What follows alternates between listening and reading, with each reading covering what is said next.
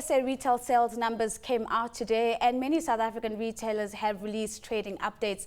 Annabel Bishop is in studio with us to explore all things retail. So let's get a sense of what this 2.6% uptick that we saw in the index actually means for the state of the economy, but also the state of the consumer. Sure.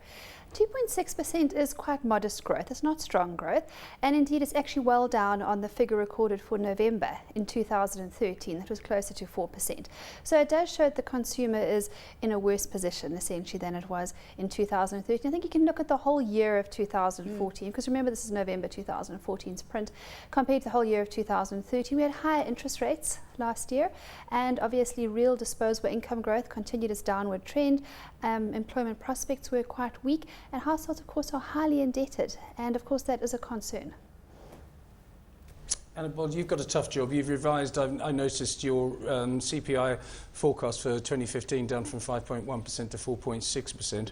But on the other hand, the people in more senior public positions than you must have an even tougher job. Because on the one hand, we've got the market's giving. They're giving us something with the oil price coming down. On the other hand, the market is taking away from us by the commodity route. So we've got less revenue coming in because the commodity prices have fallen. How tough a job is it now for the Ministry of Finance and also the South African Reserve Bank?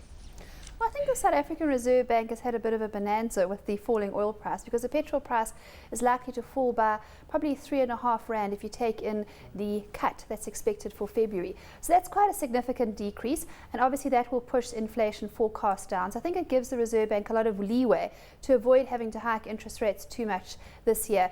Indeed, the FRA curve, the forward rate agreement curve, is looking for a 1% raise in interest rates this year, and I think the expectation certainly is for less than that. We're looking for only a 25 basis point increase, so that's obviously quite supportive for the economy. I don't think that's fully factored into the markets yet, so that is some positive news.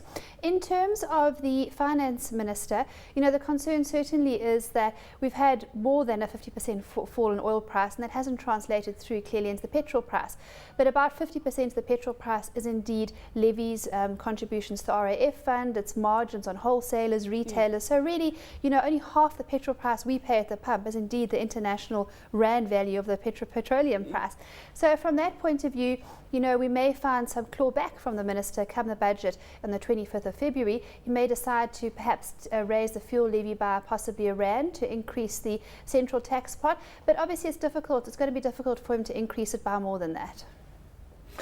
Annabel, we had some statements today. Massmart came out, and ShopRite. The inflation numbers that Massmart are experiencing are about 5% overall. They've been gradually easing up over the last year.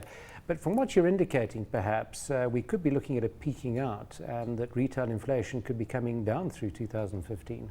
Yes, I think quite an important point. If oil prices don't rise from where they are, you know, international petroleum price, if they remain modest, we don't see a rand blowout. In fact, that's actually going to contribute to dampening the inflation rate of food. So we could get some food price disinflation.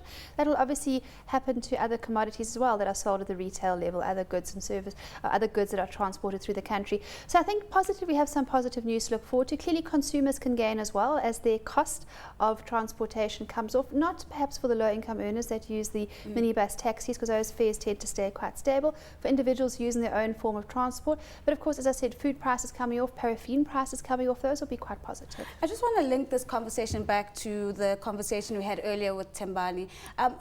Did we find a pattern that would suggest that retail sales could have been stronger had Eskom had its story together over the last 3 months? In essence, has Eskom eroded some of the retail sales growth that we could have seen as a country? I suppose you can always argue that people could have shopped more if the lights hadn't gone out in the store they were in, if they hadn't been able to swipe their cards, make the payments.